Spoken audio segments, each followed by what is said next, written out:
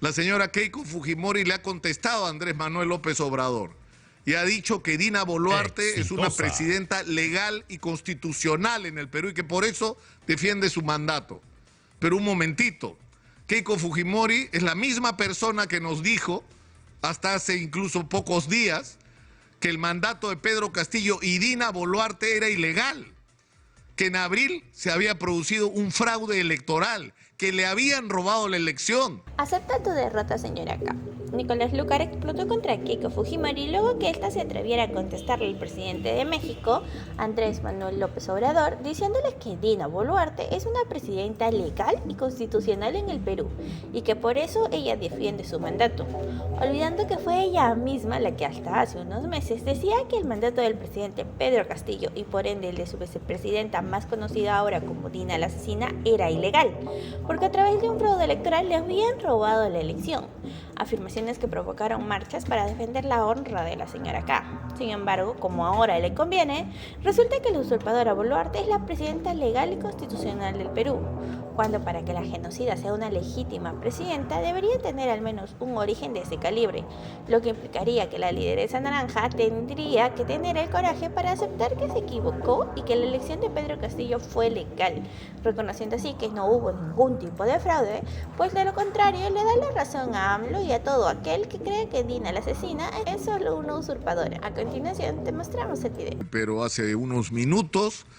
el presidente de Ecuador, Francisco Lasso, acaba de hacer uso de un recurso constitucional según el cual el presidente tiene el derecho a cerrar la Asamblea Nacional, Guillermo Lasso, perdón, tiene derecho a cerrar la Asamblea Nacional, que es el equivalente a nuestro Parlamento, pero a cambio de eso está obligado a convocar a elecciones, es decir, a elecciones no solo al Congreso, a la Asamblea Nacional, sino también a la Presidencia de la República. Y esto debería resolver, aunque me temo que no va a ser así, la profunda crisis política que Ecuador arrastra desde hace años, como nos ocurre a los peruanos. La situación en Ecuador era insostenible. El presidente estaba sometido a una investigación parlamentaria que podía concluir con su destitución y por lo tanto con la convocatoria de elecciones, pero solo presidenciales, porque ese era iba a ser el resultado si esta investigación en el Parlamento concluía en encontrar responsabilidades en los graves actos de corrupción que se le imputaban a Guillermo Lasso. El problema es que tanto la Asamblea Nacional, cuya popularidad oscila entre el 6 y el 10%, y el presidente, que una buena semana con la justa llega a 15% de aprobación, ambos, como en el Perú, el Congreso y la Presidencia de la República, no tienen legitimidad ante la población. No cuentan con la simpatía, admiración ni respeto de los ciudadanos. Y están enfrentados los sectores políticos de derecha y de izquierda a una permanente confrontación que lamentablemente, como en el Perú, deja de lado la agenda y los problemas de los ciudadanos. Y yo creo que esto es un mal que nos está quejando no solo a los peruanos, sino a los ciudadanos de demasiados países. La terrible polarización política entre ideologías que se confrontan unas con otras y que tienen, sin embargo, al final un signo común. Todos están involucrados en actos de corrupción a la hora que tienen recursos públicos en sus manos. Y todos están más preocupados en aplastar a sus enemigos ideológicos e imponer sus puntos de vista que en poner en el centro de la agenda las necesidades, los problemas, las urgencias de los ciudadanos. Y tenemos que aprender de esta lección, porque tenemos que ser capaces de salirnos de esta especie de maldición que nos persigue, teniendo como tenemos en el Perú el privilegio extraordinario de recursos que nos permiten en términos económicos tener, tener a la mano una plataforma en la que apoyarnos para producir el cambio que decidamos tener.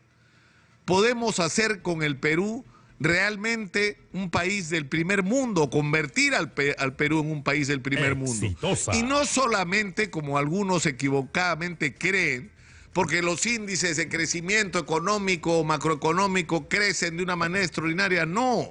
sino porque nos convertimos en una sociedad que ha alcanzado el bienestar para sus ciudadanos,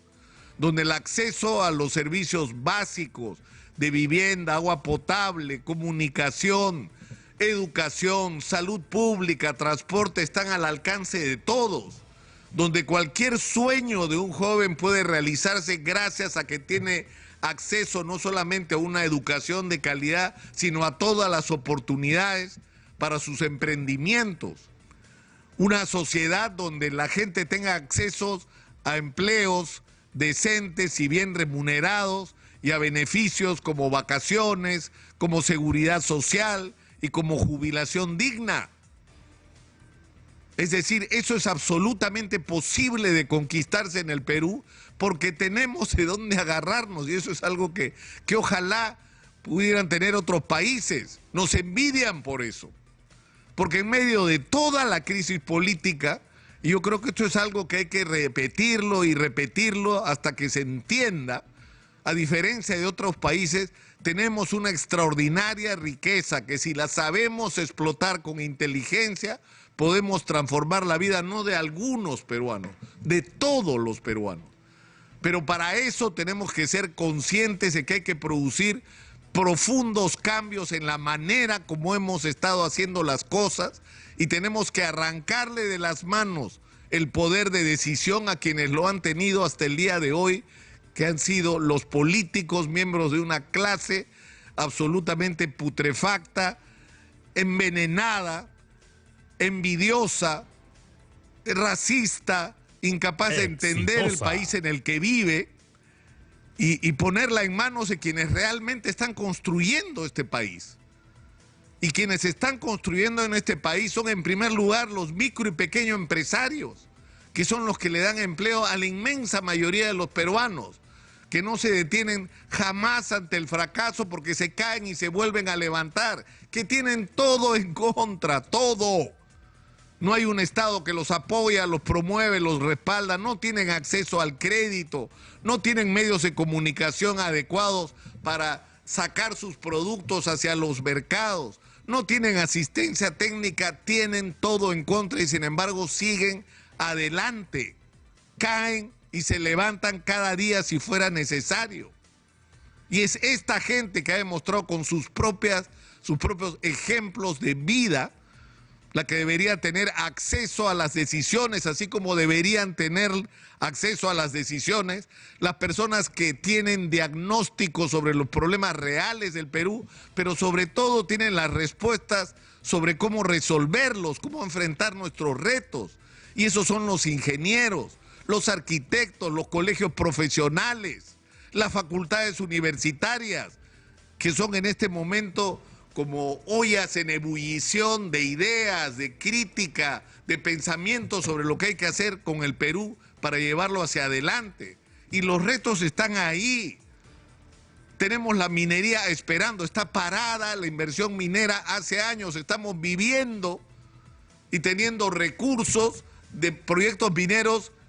de hace años atrás, 5, 8, 10 años atrás. Necesitamos nuevos proyectos mineros para inyectarle más recursos al país. Pero para eso necesitamos dar confianza a los inversionistas extranjeros que son indispensables para sacar el mineral. Tenemos que conquistar la confianza de las comunidades que viven sobre los asentamientos humanos, los asentamientos mineros y que tienen que convertirse en ricos. Y yo sé que esto es algo que repito todos los días, pero si no se entiende, no vamos a poder cambiar las cosas. Y necesitamos un Estado realmente eficiente en cada corredor y en cada región,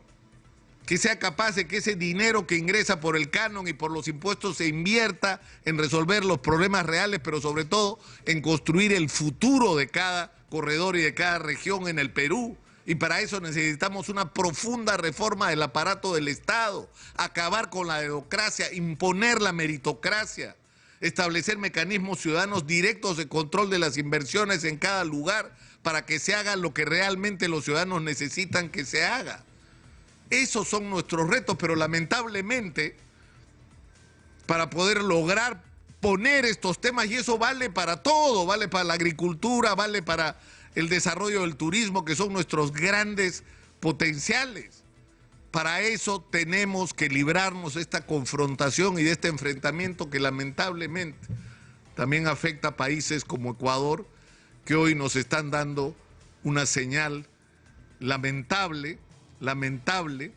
de cómo terminan las cosas. Pero bueno, por lo menos allá se están yendo todos, ¿no? No es que se va uno, se están yendo todos porque es lo que correspondía, se tienen que ir todos en Ecuador. El problema es qué esperanza tiene este país de una renovación real en la conducción. Yo sinceramente no lo sé. Pero no quiero terminar la introducción del programa del día de hoy sin llamar la atención sobre un asunto sumamente grave que ha ocurrido en las últimas horas. La señora Keiko Fujimori le ha contestado a Andrés Manuel López Obrador y ha dicho que Dina Boluarte es una presidenta legal y constitucional en el Perú y que por eso defiende su mandato. Pero un momentito, Keiko Fujimori es la misma persona que nos dijo hasta hace incluso pocos días que el mandato de Pedro Castillo y Dina Boluarte era ilegal, que en abril se había producido un fraude electoral, que le habían robado la elección y el país vivió en vilo y se convocaron a marchas en las calles y se metió en la cabeza de mucha gente que hasta hoy cree que en el Perú hubo un fraude electoral y ahora resulta que Dina Boluarte es la presidenta legal y constitucional del Perú. Bueno, para hacerlo, su origen tiene que ser legal y constitucional y por lo tanto, Keiko Fujimori debería tener el coraje de decirle a los peruanos, sí, pues me equivoqué, sí, pues la elección de Pedro Castillo fue legal, sí, pues Pedro Castillo ganó la elección, porque si no lo dice, le está dando la razón a Andrés Manuel López Obrador.